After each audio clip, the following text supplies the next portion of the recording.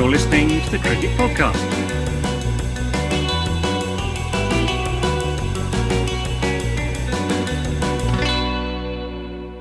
Hello everyone and welcome to the Cricket Podcast, where today we are getting together to discuss why using mortarfire to prepare a cricket pitch is a bad idea.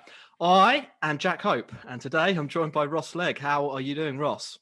I'm fine and dandy, mate. How are you? Not too bad. And Max Rowe Brown, how are you doing, Max? Yeah, very well. Thank you, Jack. First questions first then, boys. What are you doing this weekend? Not what I was planning. Yeah, the test match is over. England capitulated, lost by 10 wickets to India in Ahmedabad in the third test, I beg your pardon, of the India v England series. This is our second and final daily show summarising the action in that. Picked a good test to try it out, didn't we? Well, ease ourselves into it. Yeah. From a workload perspective, it's been very good. From a cricket perspective, less good. Before we get into the actual cricket and stuff, Ross, do you want to really quickly just summarise what our listeners, viewers, people who read the transcripts should be doing? Yep, you should be subscribing to us on YouTube and following us on Instagram and Twitter at The Cricket Pod. As always, get involved, leave us some comments and talk to us on Twitter. We will get back to you. As Jack says, we've got nothing else to do this weekend. Max, let's get into the cricket. You're cricket summariser for the next minute. Can you tell us about all of the action that happened on day two? Well, it should be fairly easy because there wasn't a whole lot that went on in the space of less than a day, but I'll do my best. We started the day India 13 runs behind and 7 wickets in hand in the first innings, and we ended the day with the game finished. So that tells you just how quickly things moved on. It started looking a little ominous for England until Rohit Sharma inexplicably missed the ball while trying to sweep, and then it just sort of all went a bit weird. Joe Root became the master spinner, and we thought that Ross had actually called it. Rostradamus, with his prediction that miracles do happen and England will be back in the test, proven correct. And until England came out and promptly reminded us that would require them to bat. Fast forward about half an hour, and we were all out for 80, and Rohit and Gill cantered home. I feel tired. That's my main emotion after the day's play. The thing about Test cricket is it's really good to have in the background if you're doing something else, and that was impossible today. Yes, because indeed. I was not background watching. Before we get into some of the factors that influenced the speed of the game, shall we talk about some of the positives? And namely here, shall we talk about Ravichandran Ashwin? Yeah, or Ravichandra, as Graham Swan likes to call him. Oh, Graham Swan. Let's not talk about Graham Swan ever. So he took his 400th wicket of his career. That moves him into 16th place on the all-time list of wicket takers. He's probably on course for top 10, maybe even top 5. Jofra Archer was his 400th victim, and what a victim to pick up for that landmark. Ross, how good was Ashwin today? Was it an all-time great performance? Talk us through Ashwin getting to 400. Well, I think with Axar, we've been a big fan of him on the podcast since we started the podcast. And we said in the preview shows and even yesterday's daily show that Ravi Ashwin is going to be a massive part of whatever series and whatever win India ended up with. He's just such a wily bastard, isn't he? Like he literally can bowl seam up. He made Ollie Pope look like he'd never played cricket before, which was absolutely hilarious. And I think just the fact that he has Ben Stokes as the bunny, just as his bunny, winds England fans up more than anything else. So it's actually quite an entertaining thing just to watch him against England. Yeah, he was good. That dismissal against Pope, Max, as a Surrey fan, that must have made you a little bit sad. Yeah, it was a little painful to watch, but it was a cracking delivery because the drift he got on the ball, the dip and drift was what did for Pope. He got done in the air, and you could see it in the replay that it was just a masterful piece of bowling to a man who didn't know what on earth he was doing to try and negate it. A perfect storm. Who's it? Was it Dan Weston on our show the other week who was talking about how off spinners don't necessarily have a huge role to play in the game, other than being quite good against left-handers? I mean, I think the miraculous thing about Ashwin is that he looks like kind of an orthodox off spinner, but because of sort of his mind and his ability to vary what he does so extremely, he kind of transcends that pigeonholing of what an off spinner should be, and it's just a threat to every single batter that he bowls to. I guess the next question for Ashwin, on 400 wickets now, I think he's 34 years old. Can he get up to sort of 500 and break into the top 5 wicket takers of all time, Ross? I'm just not sure there'll be enough Test cricket to play. I mean, if every game finishes within a day and a half, he's going to struggle to. He might take most of those wickets, to be perfectly honest, but it's going to be difficult for him to get up to the kind of. If they can manage to start squeezing Test cricket into a day and a half, Ross, you could get through quite a few in the space of a couple of weeks. Yeah, you're right. Yeah, sorry. Yeah, well, I think you're completely right.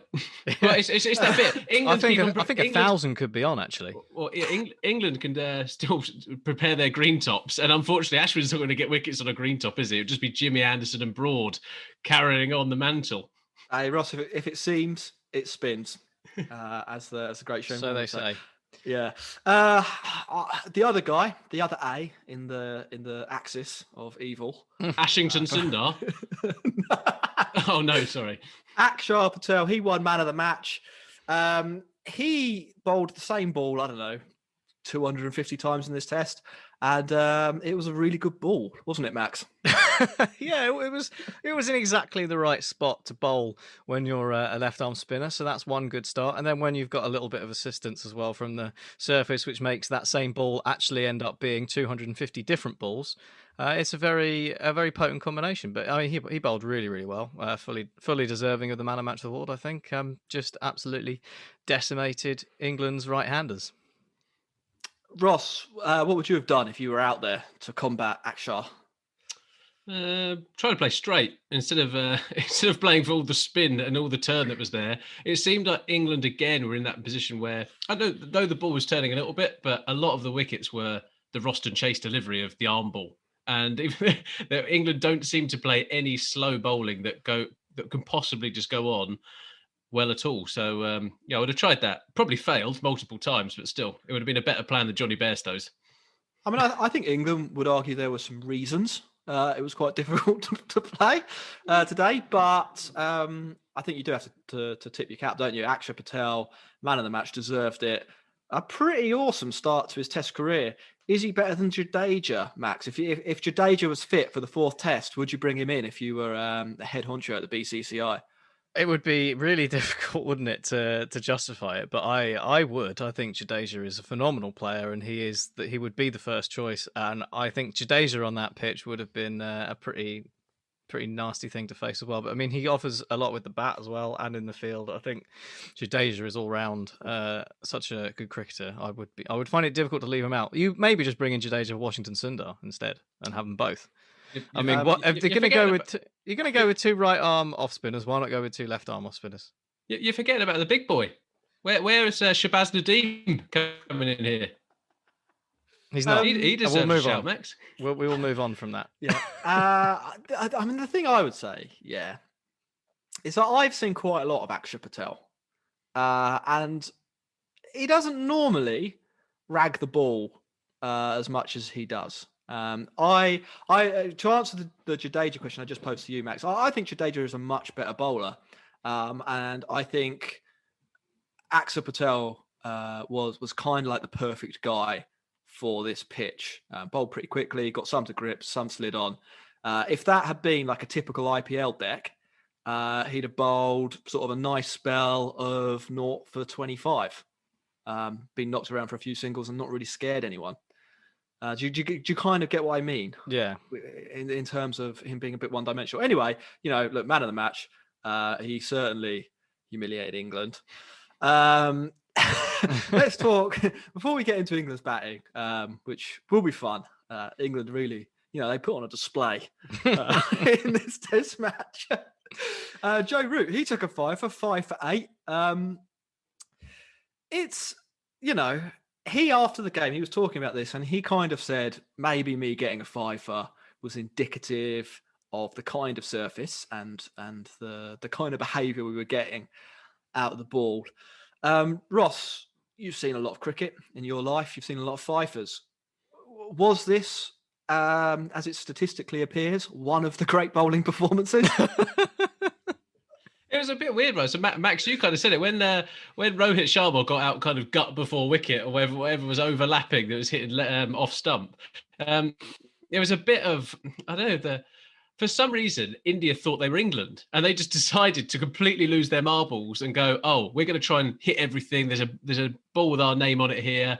I mean, Joe Root's wicket when he got Pant out was, I'm not sure what Pant was doing, kind of dangled. Dreadful shot, absolutely dreadful shot. It dangled the bat outside. You're not saying that that's a classic wicket that you should expect. Axar Patel, no idea what he was doing, charging him second. He'd been at the crease 2 minutes and he decided to just go, I'm going to smash Joe Root for 6. It was just like, okay, mate, that's gone really well into the fridge. Well, maybe he thought it was his Test match. He'd done well with the ball. Give it a go. Mr. TFC Washington Sundar, who is sitting there celebrating as he didn't have to sit through another kind of day of doing absolutely nothing. But he got a good ball, I thought. Like, it was one of those bits where fair play to Joe Root, pitched on middle, turned, hit top of off. Like, as an off spinner, you are dreaming of that delivery to a left-hander.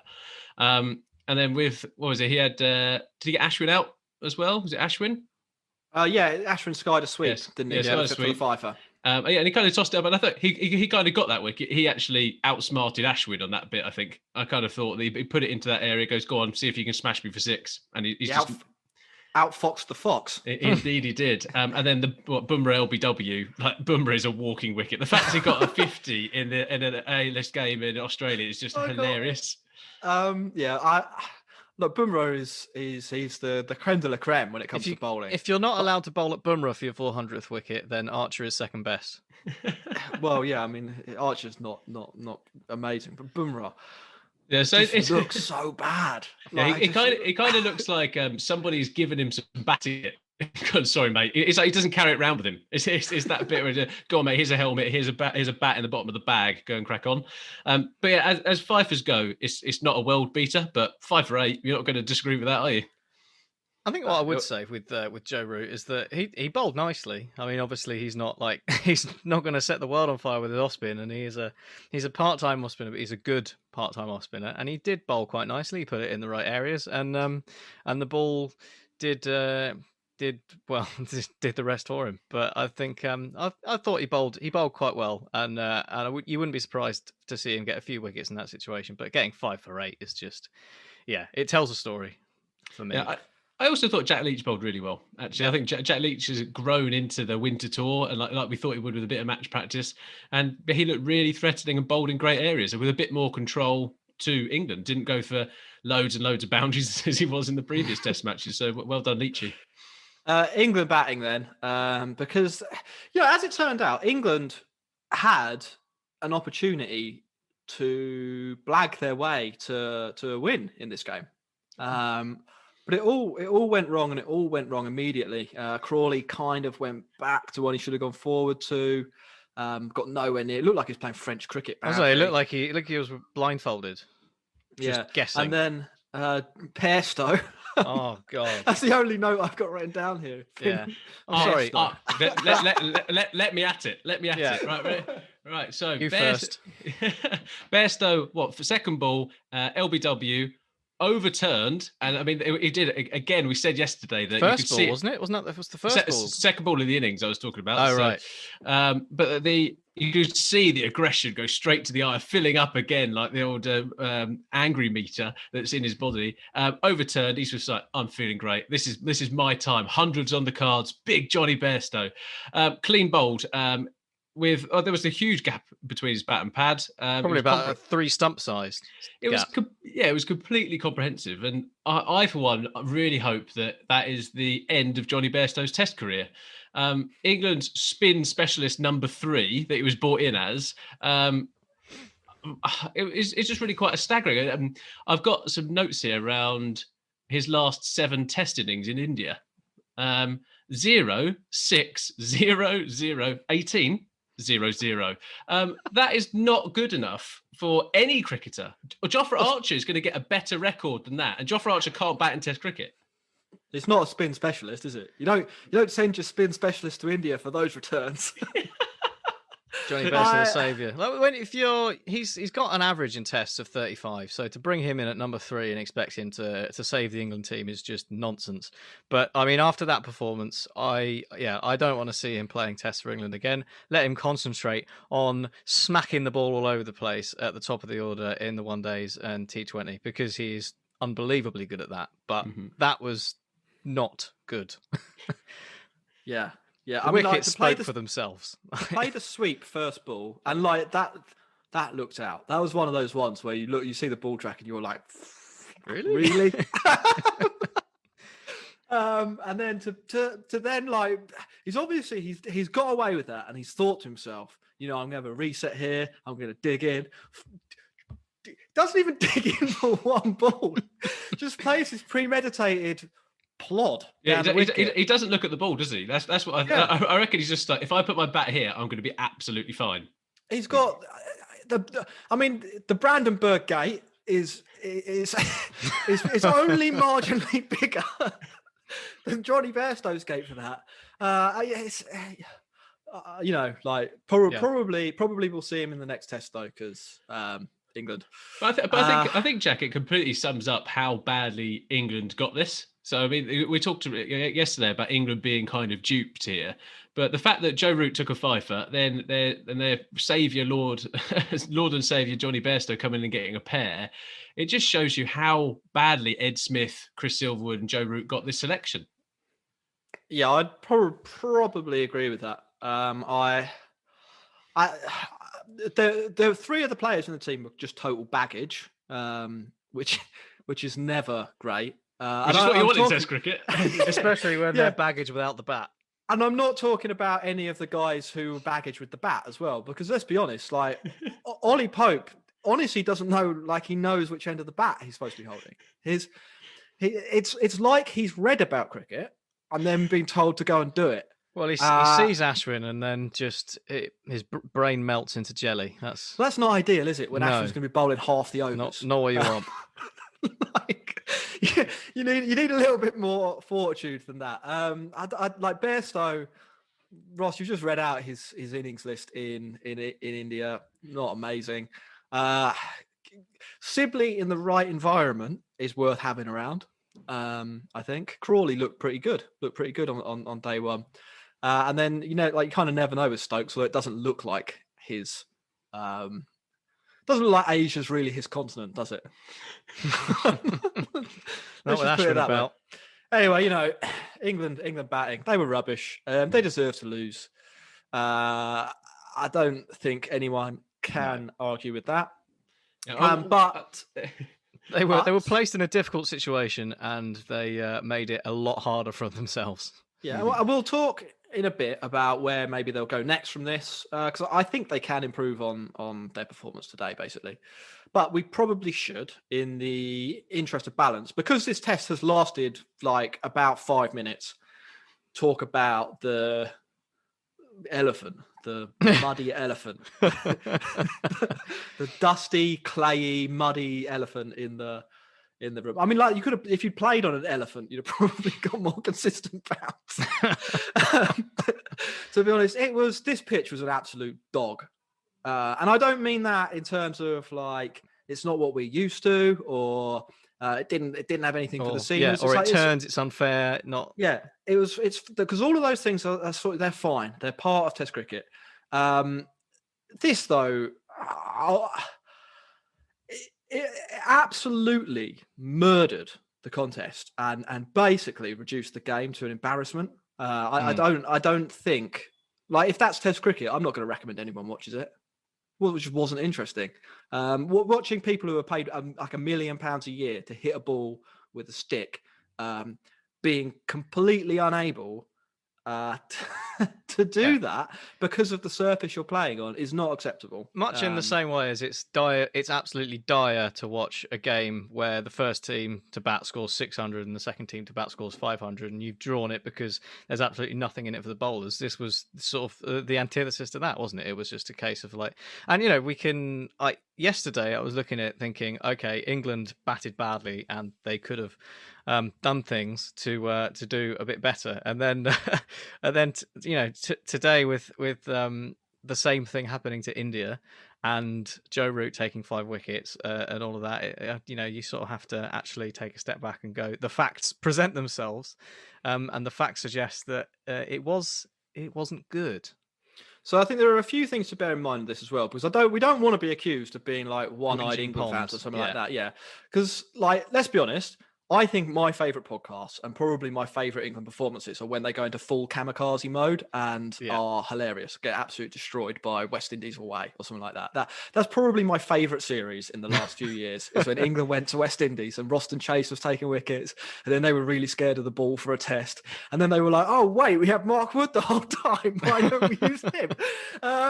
That's that. Like, England carnage is funny. I'm an England fan, but I also quite like it when England lose. What I think frustrated me in this match was the massive inconsistency in the way the ball came through. So you were basically getting balls that were pitched in the same area and spin virtually to first slip, or slide, like skid off the surface and slide on a little bit low and beat the bat of pace on the inside edge, which meant that like you were doomed either way. As a batter, we saw batters bowled because they played for it going sort of straight on and it span. We saw lots of batters play for spin and it goes straight on and they're pinned LBW or bowled themselves. Look, well, I think Axar Patel was the perfect example of that, wasn't it? It's what we were saying. He bowled 250 balls in the same spot, and on a normal second day pitch, or even like a typically spinning Indian second day pitch, you wouldn't expect them to do all those different things and to be a position where it's almost impossible to know what to do. Yeah, this is it. And so if you're listening to this and you're saying it's all about bowler skill and stuff, yeah, absolutely. I kind of agree with you on that. Like, landing the ball in the right area is a skill that you need to be good at cricket. But unless like Axar and Ashwin have both developed a perfectly disguised straight on one since like the last test 5 days ago, then there's something wrong. There's something wrong with the combination of the ball and that wicket. And look, they are good bowlers, but to kind of compound that, Joe Root and Jack Leach would also have had to come up with a perfectly disguised straight on one, and that would be really weird, wouldn't it? That would be really weird. I'm pretty sure the entirety of Joe Root's bowling coaching this year happened this morning under Jeetan Patel. Ross, any opinions? So you can't get away from the fact that for today saw 120 runs get scored for 17 wickets. There's no way around that. I think the pink ball probably has more to do with it than the pitch, is my kind of opinion on the matter. I think that a lot of the dismissals we actually got were, as you say, people playing back to ones they thought were going to turn. There wasn't terrific application across either of the teams for a couple of the deliveries, but ultimately you do have to play on what's up in front of you. And England have stuck with the tactic of rotation and backing certain players, which I think is fine. But also England turned up with 7 batsmen after getting rolled in the previous test with 4 number 11s. We can blame the pitch, you can blame the ball. It comes again down to England's selection. We turned up in a completely different world. We weren't playing at the Modi Stadium. We were playing at Headingley or something like that. It was a complete farce from England, and I think it's a bit too of an easy excuse just to blame it all on the pitch of the ball. I think that's fair. I think actually, if England had got their selection right, it would have been close. Like another couple of batsmen, one to get a lucky 20 in the first innings or so, and maybe we didn't What's- bowl with sorry. the fast bowlers for the first 10 overs of India's first innings and go straight in with the spin. It might have So been what's different. your argument here, Max? Are you arguing that like England should go back in time, warn themselves, and pick, I don't know, who are the spare No, I'm batters? just- Dan Lawrence can come in at number 8. I'm just saying. And, I'm just. and Well, Dom Bess hindsight can come in at 9. hindsight is a wonderful thing, isn't it? I'm just saying that Ross has got a point that we can't just sit here and blame the pitch for everything. Like, Well- obviously, the fact of the matter are the pitch was bad because you were getting to a point where on the first day they had to come out with a basher because the bowlers couldn't stand up, and then they spent half an hour this morning sweeping the top layer of the pitch into the bin. Now, don't sit there and tell me that is a good Test cricket pitch, because if you do, you can't possibly be doing that with a straight face, because that's nonsense. But again, like I think we said at Chennai, that's not necessarily the reason that England lost, and we're not being whinging pom saying, oh, it's not fair, the pitch is shit, that's why we lost. It's just like, the fact is ostensibly the pitch was bad because it was bad. You can see it was bad with your eyes, and the game was over in less than 2 days. Here's a couple of other things that I think are worth flagging, or that I think are like red flags that this was a dumpster fire of a wicket. 18 of the batters across the Test of the 30 wickets were out bowled or LBW. In normal matches, it's about a third of players, so that's twice as high as you would normally expect. Like, Test match batters don't normally get bowled. Like, it's really rare, particularly the guys who aren't bowlers. They don't normally get bowled, and lots of them were, because they just had absolutely no idea where the ball was going to go. And what we need to impress, because we don't want to get hammered in our comment section, basically, it makes us sad. What we want to impress is that we didn't think the contest was unfair between England and India. We think the contest was unfair between bat and ball. Yeah. It was too easy for the bowler to take wickets, and it was too hard for the batter to score runs.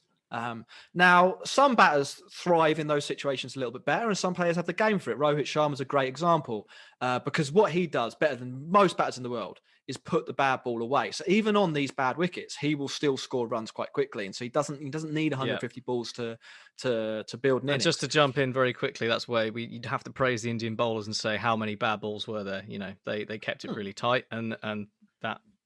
Yeah, it's a great point, and I think, like, fundamentally, that's where the kind of edge is for India, is that they have Virat and they have Rohit and they have Pant, and they're all batters who will take the game away from a team that bowls any bad balls, even on these kind of crap wickets, let's be honest, or even on these wickets that favour bowlers. Whereas England, really, who have they got? Stokes, and he's not great against spin, so you're in trouble. I will say one other thing as well, and this is really just bugging me, basically.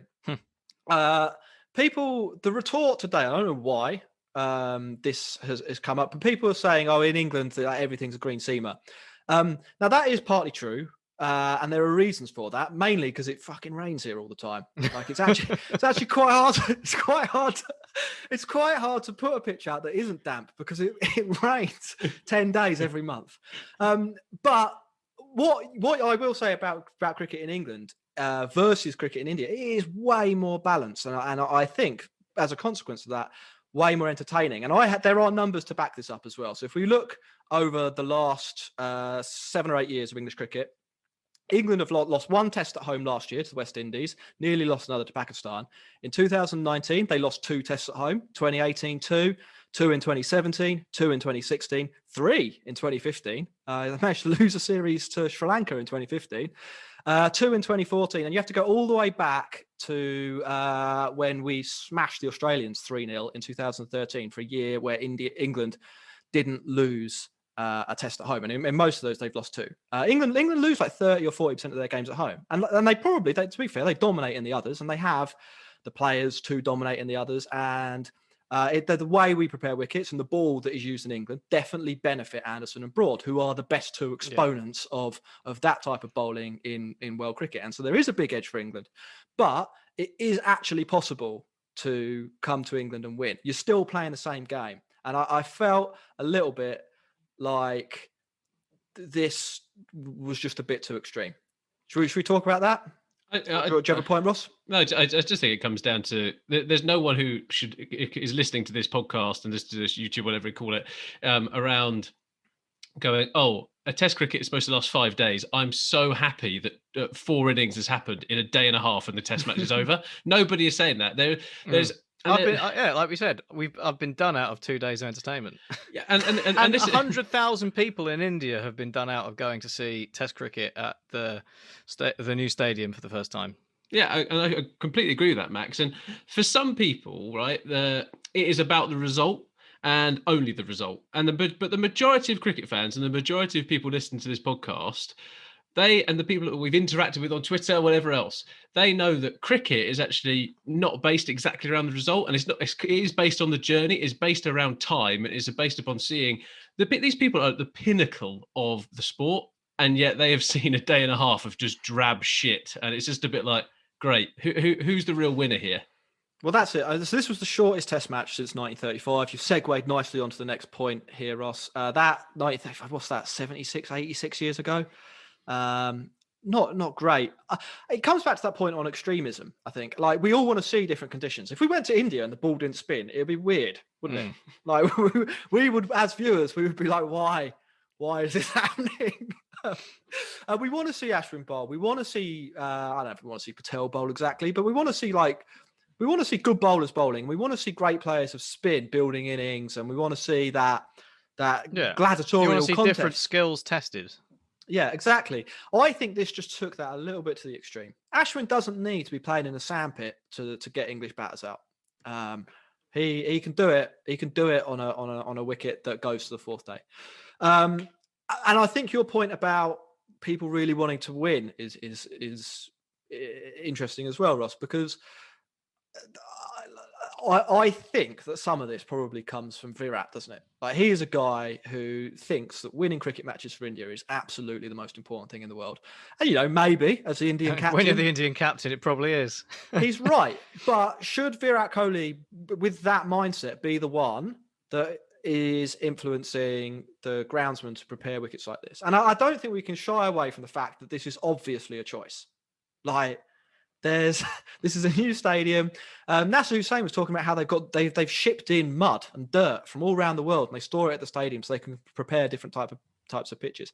There's absolutely no chance that this wasn't sort of by design a little bit. And I feel cheated out of my weekend plans. And you know what? Fucking COVID has cheated me out of so much stuff over the last 12 months. I'm just not I can't take it anymore. I can't take it anymore. And that's really why I'm angry. But on that, I can't do anything else at the weekend. So on that, Jack. So when it comes out, there was some bits on Twitter that I kind of saw around talking about the pitch and go, well, India have just gone out and batted and didn't lose a wicket and chased down 50 runs, and it was just like, well, yeah, obviously. They had open the bowling. Yeah, they had zero pressure. They've got 3.5 days left to bat if they really wanted to. They've got 10 wickets in hand and knackered England. Like, England's emotions must have gone, oh my God, we have a chance of winning this, to the first 3 deliveries of that. They were also about 30 odd for none in the first innings and got bowled out for 145. So, I mean, as far as irrelevant bits of information go, we've had a few of those sent to us about pitches and things over the last hour or so. Doesn't really add up, I'm afraid. Yeah, no matter how good Jack Leach or Joe Root bowled, they were always going to chase down 47 or whatever it was. Actually, right. I think we probably should have given Broad or Anderson or Archer the new ball in that pace, because we went in with all those seamers and it is still a pink ball, and we did see it. Actually, Ishant and Bumrah got it to move a little bit in the first few overs, and I think that would have been our best option of maybe nicking a couple in the first 2 overs before going to Joe Root. I think the pitch was so far gone. I suppose they probably wouldn't have been able to stand up, would they? Well, that's part of the problem. But you just couldn't have opened with a quick bowler there. Lads, let's draw a line under the pitch. Hopefully, we're not talking about this in the future. We don't really want to be talking about mud in India, and that's what we're doing for half an hour a week at the moment. It's ridiculous. Again, it's detracting from the fact that Ashwin is an absolute magician, and the second fastest bowler to 400 wickets behind Murali. Just like to remind people how good he actually is, because I don't think especially in this country, people actually appreciate how good Ashwin is. Yeah, so he's amazing. A little reminder there, just like to compare him to someone who people have all definitely heard of as being one of the all-time greats. We're gonna skip over the banter era of Indian umpiring, because we did cover that reasonably extensively yesterday, although Ben folks got a bad one. We're going to skip it. Oh no, I think Joe Root got the other side of this, so I think that maybe they balanced out. So all I was going to say is that I really enjoyed our bit yesterday when we were talking about the cameraman and how the umpires have to pretty much indicate to the cameraman where you need to look at the camera crew. What I loved today was Jofra Archer getting out, LBW, to possibly the worst shot of the lot. And they immediately panned to two fans who were double fist pump celebrating that they'd got Jofra Archer out like first ball. It was Ashwin's 400th wicket, to be fair. I don't think they were like, yes, the big one. Lads, let's quickly do where next for England. We'll do a proper podcast over the weekend or early next week where we preview that, and we'll probably go over this match again because why not? My thoughts are calm down a bit. I hope the next match is better, a bit more balanced. I hope it lasts longer than 2 days. I hope it lasts 1 day.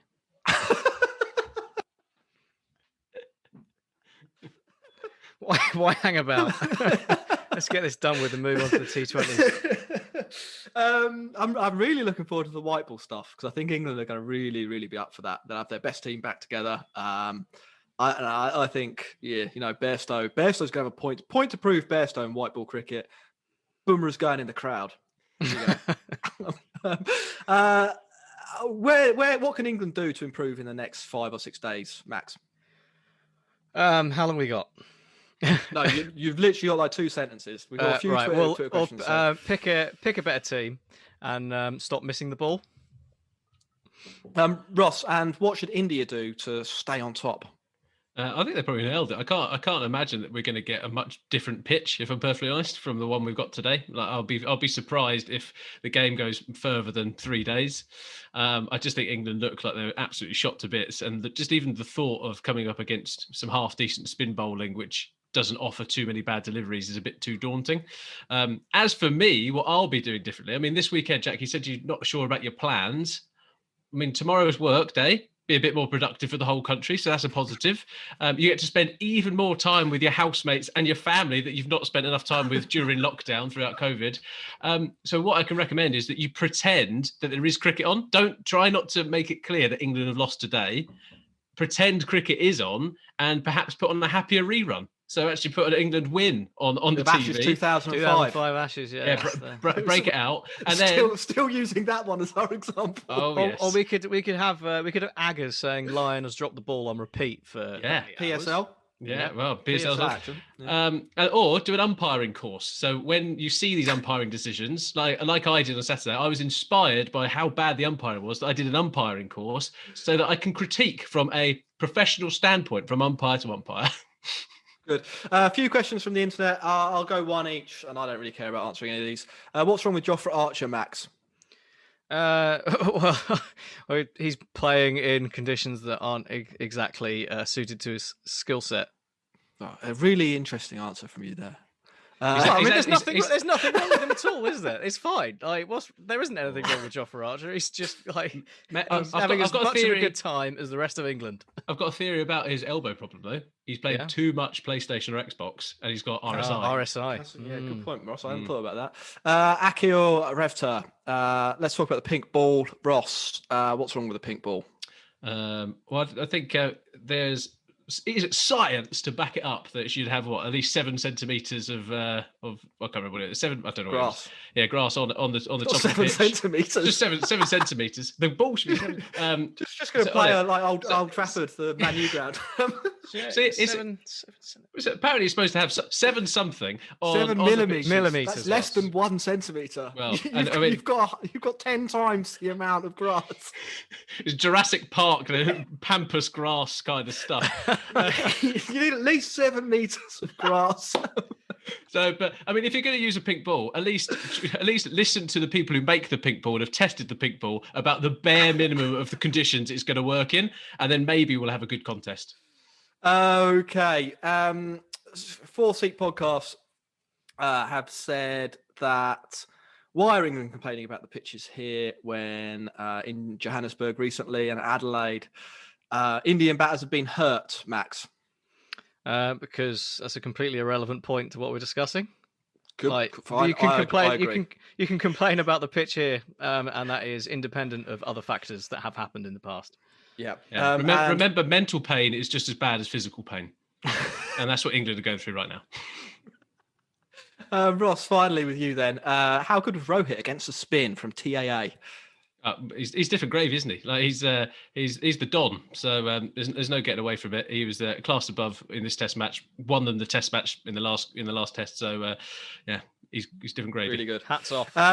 I think we should never do a daily show again. It's quite frankly been a disaster for Test cricket, and I can only think that there's some sort of causal link between us talking about it and what just transpired. So back to weekly shows for us. Before we say goodbye forever, or until Sunday, Max or Ross, can you let our listeners know what they need to do? Yep, Go on, Max. they can like and subscribe, but beneath me on YouTube, and follow us at the Cricket Pod on Instagram and Twitter, which is underneath Ross. Yeah, take us on it. Take us on in the comments. That's what I want. Take us on. Yeah. Jack's got nothing to do with this evening, so he'll just sit there furiously typing. I was doing that last night. I was just replying to people. I know. Try and get them to come back to the saw. video. Anyway, thank you very much for watching or listening. Goodbye. See you later.